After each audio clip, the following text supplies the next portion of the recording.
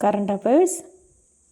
രാഷ്ട്രപതി ദ്രൗപദി മുർമു, ഉപരാഷ്ട്രപതി ജഗദീപ് ധൻകർ, പ്രധാനമന്ത്രി നരേന്ദ്രമോദി, സുപ്രീംകോടതി chief justice Sanjiv Khanna, Lokpal AM Khanwilkar, Lok Sabha speaker Om Birla, pro tem speaker B Mahtab, Rajya Sabha chairman Jagdeep Dhankhar.